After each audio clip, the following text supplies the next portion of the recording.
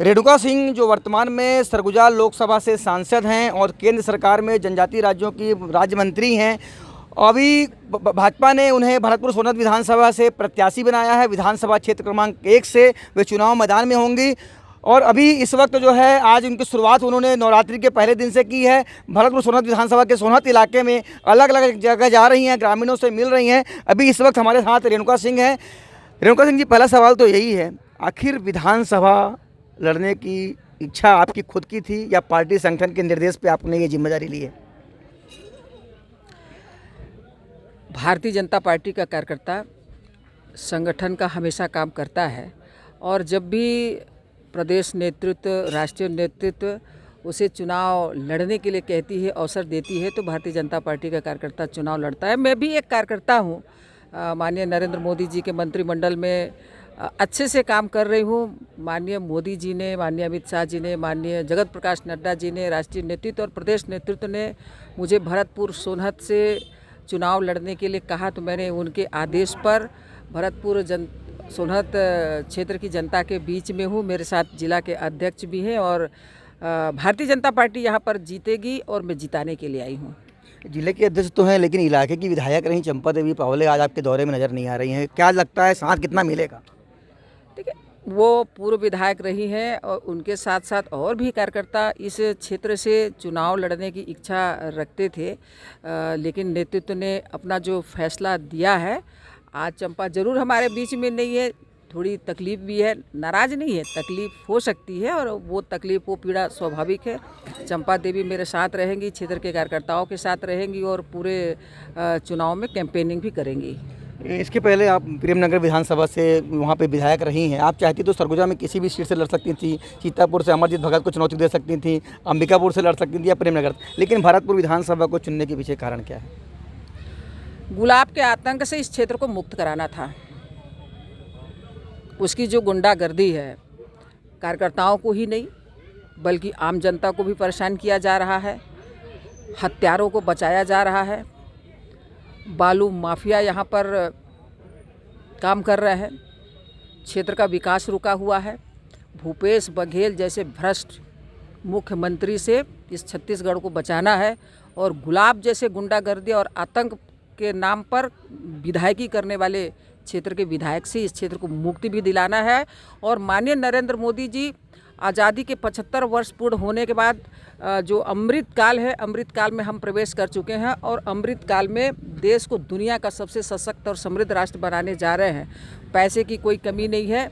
हम यहाँ पर सारी स्कीम आए, बड़े बड़े प्रोजेक्ट आए, भारत सरकार के सारे यहाँ पर योजना काम करें, इसलिए छत्तीसगढ़ में भाजपा की सरकार बनाना है। और भरतपुर सोनहत में आज तक जो भी काम नहीं हुए हैं उन कामों को हम आने वाले समय में करके दिखाएंगे। जैसा मैंने 2019 के चुनाव में कहा था कि मोदी है तो मुमकिन है, क्षेत्र की जनता ने कहा कि हम तुम्हें तब आशीर्वाद देंगे जब आप रेल चलाओगी, रेल के लिए हाँ कहोगी। मैंने रेल भी चला कर दिखा दिया, प्लेन का काम भी हो चुका है।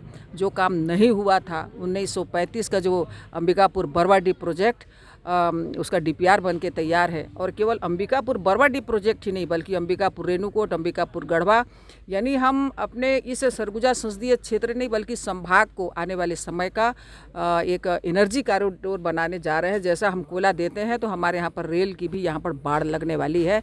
ये विधानसभा चुनाव जैसे ही होगा, लोकसभा चुनाव के पहले माननीय मोदी जी इस क्षेत्र में आके अनाउंस भी करेंगे। आप कह रहे हैं कि जो काम यहाँ इस विधानसभा में नहीं हुए हैं उस काम को आप पूरा करेंगी। खुद सीएम यहाँ पे आते हैं, विधानसभा अध्यक्ष आते हैं, उनका कहना है कि सबसे अधिक काम अगर हुए हैं तो भरतपुर सोनहत विधानसभा में हुए हैं।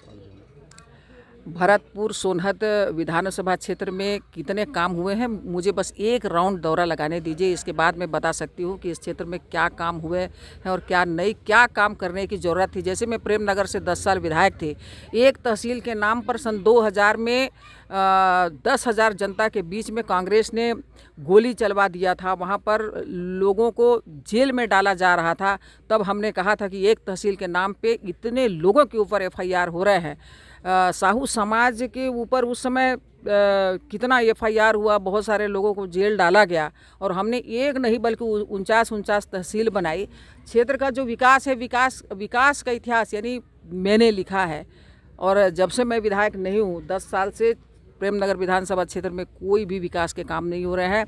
भरतपुर सोनहत आज तक जिन कामों के लिए, जिन विकास कार्यों के लिए, जिन उद्योग धंधों के लिए तरसती रही है, वो आने वाले समय में वो काम होंगे। केवल रेणुका सिंह विधायक, सांसद, छत्तीसगढ़ विधानसभा में मंत्री, इसके साथ साथ दुनिया के वैश्विक नेता माननीय नरेंद्र मोदी जी के साथ में मैं काम कर रही हूँ। मुझे पता है कि आज हमारे पास क्या प्रोजेक्ट है और उन प्रोजेक्ट को हम कैसे अपने क्षेत्र में ला सकते हैं। तो मेरे पास जो वो अनुभव है, उस अनुभव के आधार पर क्षेत्र की जनता को आने वाले समय में मैं बहुत बड़ी बड़ी सौगात दूंगी। कोई चुनौती है या रेणुका सिंह फिर से एक बार विधायक बनने जा रही हैं? कोई चुनौती नहीं है, छत्तीसगढ़ में कोई चुनौती नहीं है। मैं आज आपके चैनल के माध्यम से, मैं तो भूपेश बघेल को कहती हूँ कि मैं आज IBC चैनल को बयान दे रही हूँ। आज का घंटा, minute, second Bhupesh Baghel note कर ले। आज 15 अक्टूबर है, आज से उसकी उल्टी गिनती शुरू हो गई और 2023 के विधानसभा चुनाव में छत्तीसगढ़ की जनता, छत्तीसगढ़ का युवा, छत्तीसगढ़ का किसान, छत्तीसगढ़ की महिलाएं, छत्तीसगढ़ के अधिकारी कर्मचारी, छत्तीसगढ़ के व्यवसायी भूपेश बघेल से बदला लेंगे। 36 जन घोषणा पत्र में जिन जिन बातों को इन लोगों ने लिखा था, आज तक वो मांग पूरी नहीं हुई। किसानों को जो पैसा दिया जाता है उसमें 2187 रुपये तो हमारा है, केवल 313 रुपये छत्तीसगढ़ सरकार का है। तो ये जो किसान के जो धान खरीदे जा रहे हैं वो भारत सरकार का पैसा है। और माननीय मोदी जी देश के किसी भी प्रदेश के साथ कोई भेदभाव नहीं करते। किसी भी प्रदेश के जो मुख्यमंत्री हैं, उनके मंत्री हैं, जो भी डिमांड लेकर आते हैं वो डिमांड पूरी की जाती है। बस शर्त ये रहती है कि वो समय पर उस काम को करें और उसका यूटिलाइज सर्टिफिकेट आप भारत सरकार को जैसी देंगे, हम आपके क्षेत्र के विकास के लिए, आपके प्रदेश के विकास के लिए जितनी धनराशि आपको चाहिए हम हमेशा देते हैं। एक अंतिम सवाल का जवाब आपसे ले लेता हूँ। छत्तीसगढ़ में कहीं ना कहीं आदिवासी मुख्यमंत्री की बात होती रही है, आदिवासी चेहरा हैं, आप तेजतर्रार नेत्री हैं, जीतती हैं तो क्या CM फेस का चेहरा होंगी रेणुका सिंह? देखिए, अब पार्टी ने मुझे अभी विधायक की टिकट दिया है। मैं अपने कार्यकर्ताओं के साथ जनता के बीच में हूँ। ये मेरी मातृभूमि है। मैं ससुराल क्षेत्र की बहुत सेवा की और उस क्षेत्र ने मुझे अनुभवी बनाया, कई पदों पर पहुंचाया। और मैं चाहती हूं कि मैं मायके क्षेत्र का, अपने जो अविभाजित कोरिया है, कोरिया क्षेत्र की बेटी हूं, मैं इस क्षेत्र की सेवा करूं। और देखिए, ये अमृत काल में जब एक सामान्य परिवार की एक आदिवासी महिला माननीय द्रौपदी मुर्मू जी राष्ट्रपति बन सकती हैं, तो भारतीय जनता पार्टी, जिसने गणेश चतुर्थी के अवसर पर नारी वंदन अधिनियम लाकर इस देश की महिलाओं को सौभाग्य प्रदान किया है कि आने वाले समय में यहाँ 33% आरक्षण लागू होगा। अब हमारी बहन बेटी, हमारी माता विधायक भी बनेगी, मंत्री बनेगी, मुख्यमंत्री बनेगी, सांसद बनेगी, वहाँ प्रधानमंत्री भी बनेगी। ये कोई बड़ा विषय नहीं है। राष्ट्रपति बन सकती है तो रेणुका सिंह मुख्यमंत्री बन सकती है। देखिए, कोई भी कार्यकर्ता,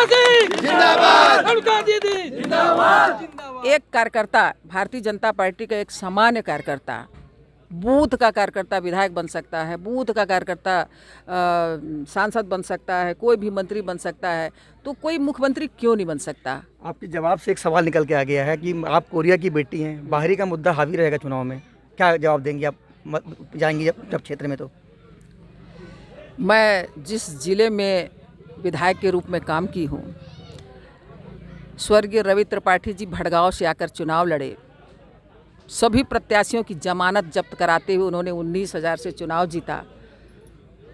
वो भी सूरजपुर की जनता थी जिसने उन्हें जिताया।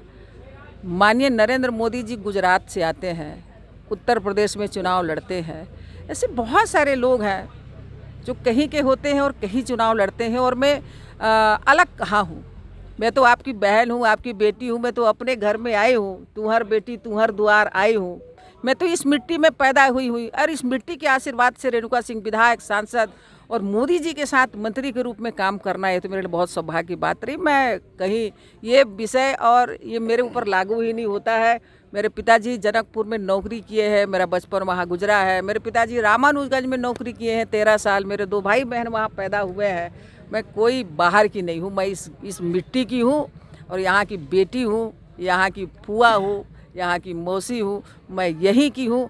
विधायक बनने के बाद मैं यहीं रहूँगी। जनता बोलेगी कि हाँ रेणुका, तुमको केल्हारी में कार्यालय बनाना है मैं केल्हारी में रहूँगी, बोलेगी कि जनकपुर में तुमको रहना है, मैं जनकपुर में रहूँगी, मैं कहीं भी रहने को तैयार हूँ। मेरा काम है केवल जनता की सेवा करना, उनकी भलाई करना।